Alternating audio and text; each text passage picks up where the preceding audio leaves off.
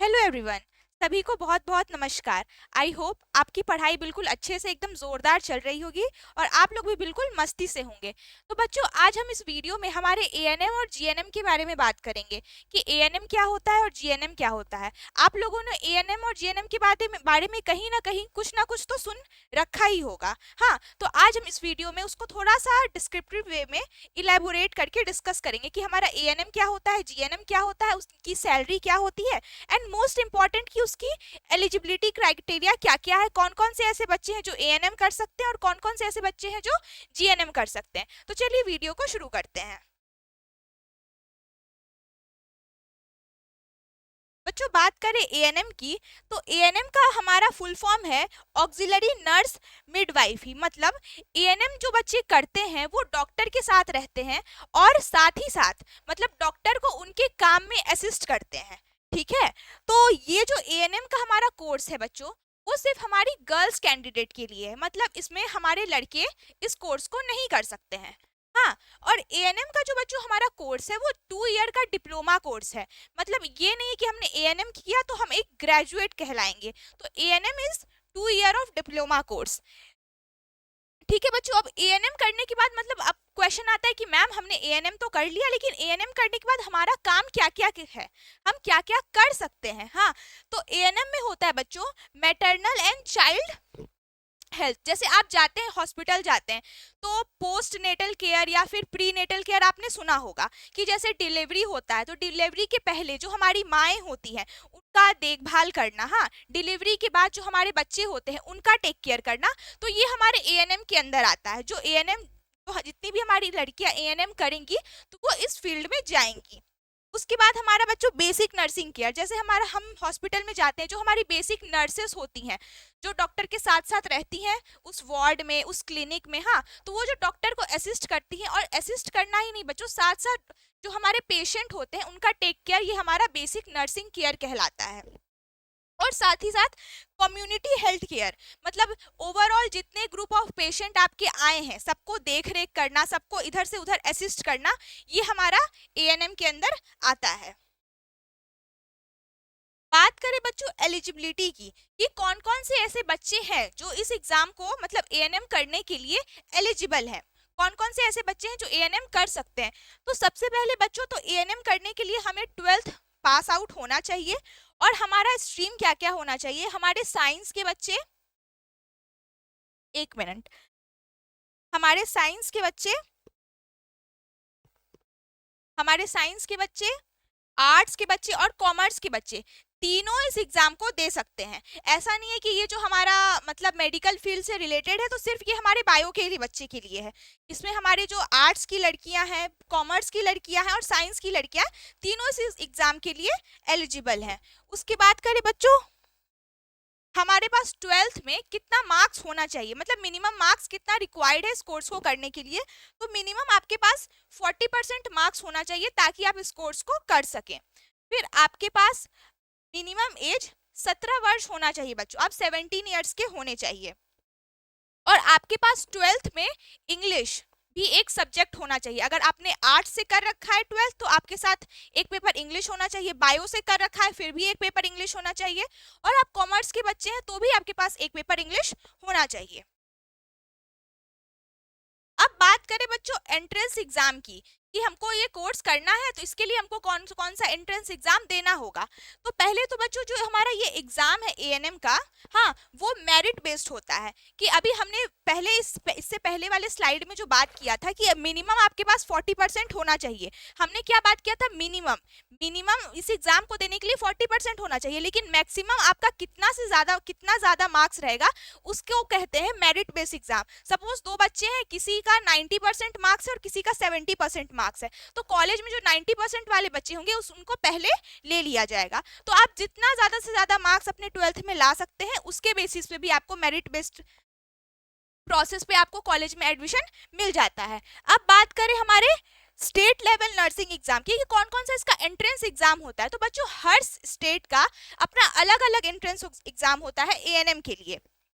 जैसे हम बात करें यूपी स्टेट की, तो यूपी में हमारे पास सीपी नेट का एग्जाम होता है, फिर यूपी जीईटी का एग्जाम होता है। यूपी का जो स्टेट है वो 2 एग्जाम कंडक्ट करवाता है हमारे नर्सिंग कोर्स के लिए, जिसके अंदर हमारा एएनएम और जीएनएम आता है। बात करें बिहार की बच्चों, तो बिहार में तो हमारा बीसीसी ईसी वाला एग्जाम जो कंबाइंड एंट्रेंस एग्जाम होता है, जिसके थ्रू हमें दोनों नर्सिंग कोर्स में एडमिशन मिलती है। बात करें एमपी की, तो एमपी में हमारे पास एमपी नेस्ट का एग्जाम होता है, जिसके थ्रू हमें एएनएम और जीएनएम में एडमिशन मिल जाता है। ये तो बात हुआ हमारे स्टेट के कुछ एंट्रेंस एग्जाम की। हर स्टेट का बच्चों हमारे पास अलग अलग एंट्रेंस एग्जाम होता है। हमारे पास इस कोर्स में एडमिशन लेने के लिए 2 प्रोसेस है, एक तो मेरिट बेस्ड हमारा हो गया, एंड सेकंड जो हम जिस पर्टिकुलर स्टेट से बिलोंग करते हैं उस स्टेट का अपना जो अलग अलग एंट्रेंस एग्जाम होता है, हम उसको दे करके इस कोर्स में एडमिशन ले सकते हैं। बात करें बच्चों स्कोप की, कि हमने पढ़ाई की अच्छे से, उसके बाद हमने एंट्रेंस एग्जाम दिया और हमारा एडमिशन हो गया, तो कोर्स को कंप्लीट करने के बाद हमारा क्या क्या स्कोप है, ठीक है। तो जॉब स्कोप फॉर एएनएम, तो हम किस किस फील्ड में मतलब जा सकते हैं। हाँ, तो पहला तो बात किया बच्चों हमने maternal health care. Maternal health care मतलब कि जैसे हमारी माँ है, हमारे बच्चे हैं, उनका देखभाल करना इसी फील्ड के अंदर आता है। जो हमारी नर्सेस होंगी वो इसी पर्टिकुलर फील्ड में वर्क करेंगी, मतलब मैटरनल हेल्थ केयर, माँ बच्चों का देखभाल करना। असिस्टिंग इन नॉर्मल डिलीवरीज, जो भी हमारे गायनकोलॉजिस्ट होती हैं, ठीक है, उनको नॉर्मल डिलीवरी में डॉक्टर के साथ खड़े रह के असिस्ट करना कि क्या क्या प्रोसेस होता है। डॉक्टर अगर डिलीवरी कर रही है तो बेबी को नहवाना, बेबी को साफ करना, वो हमारे इसी एएनएम के कोर्स के अंदर आता है।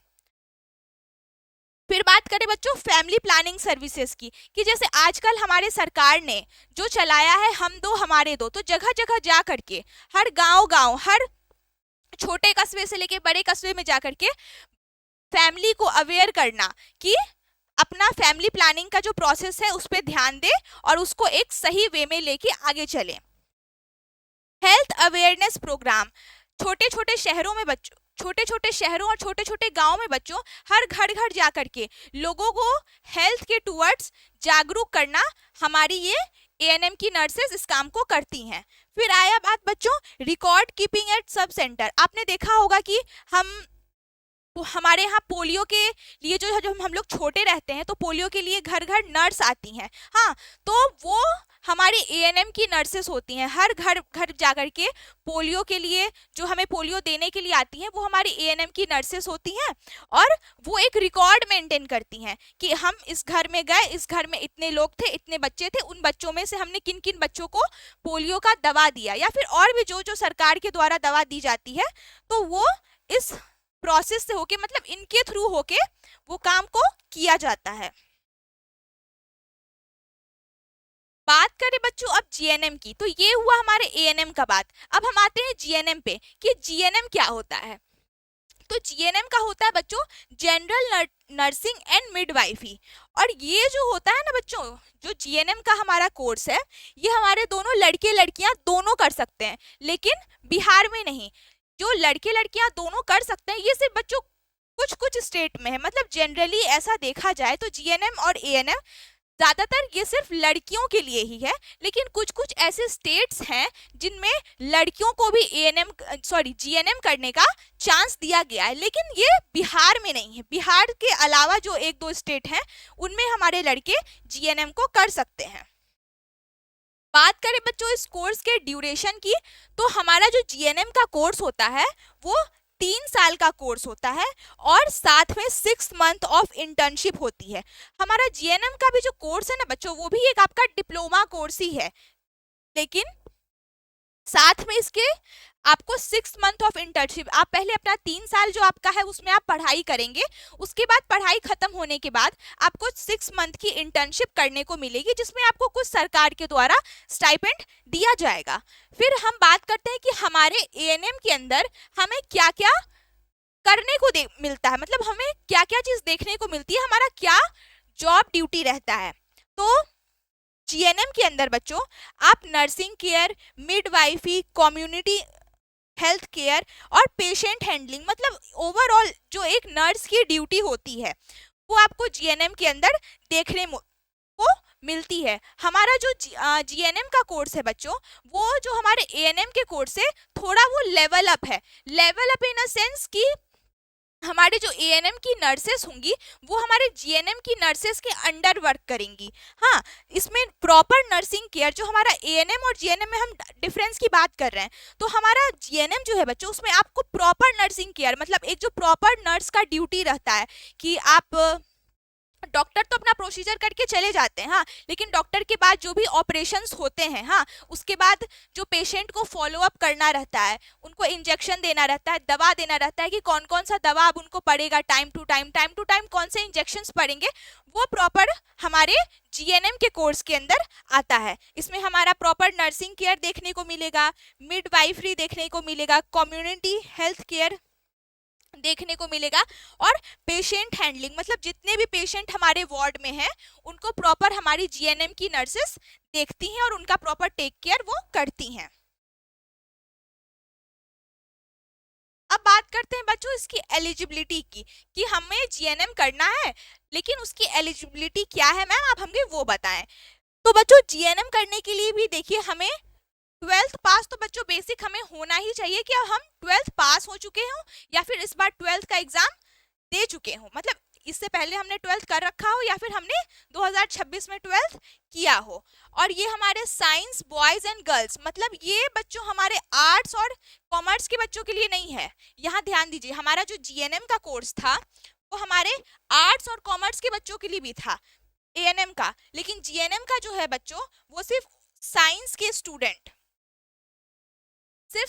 स्टूडेंट ही इस एग्जाम को दे सकते हैं, चाहे आप मैथ से हो और चाहे आप बायो से हो। हाँ, और इसके पास मिनिमम आपके पास पासिंग मार्क्स कितना होना चाहिए बच्चों, 12th में 40% आपके पास मिनिमम पासिंग मार्क्स होना चाहिए, और आपका एज मिनिमम 17 ईयर्स होना चाहिए, जैसा कि हमने एएनएम में भी देखा था।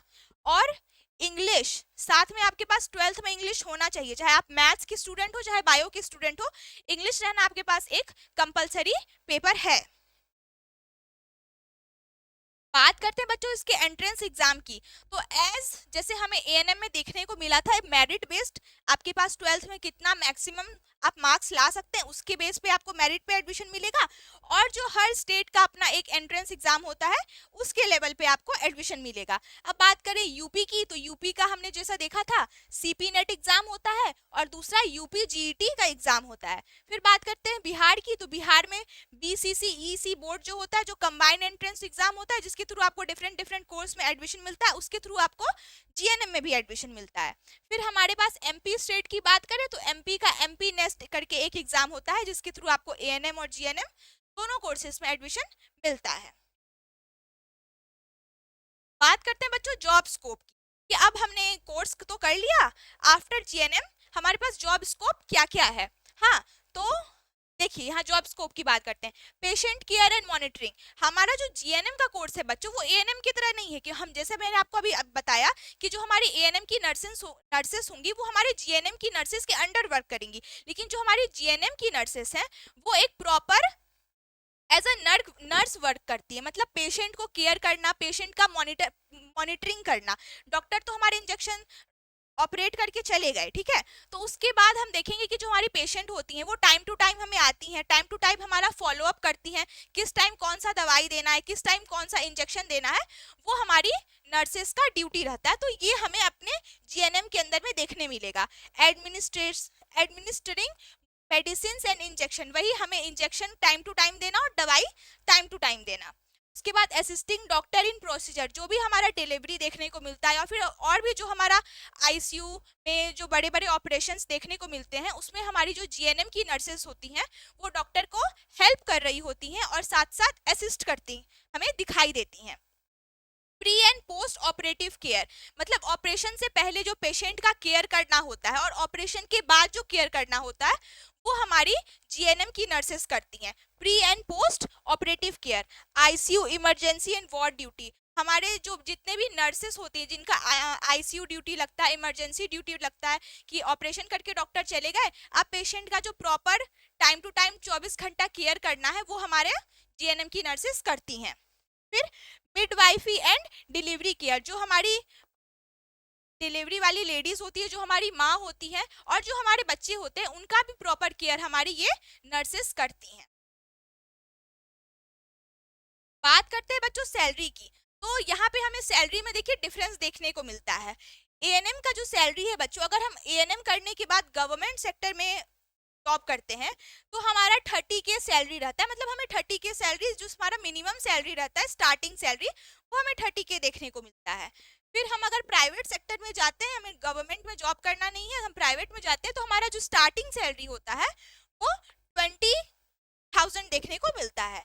अब जीएनएम की बात करें तो यही देखिए बच्चों हमारा डिफरेंस क्या हो गया, एक मेजर डिफरेंस हमें हमारी सैलरी और हमारे पोस्ट में देखने को मिलता है।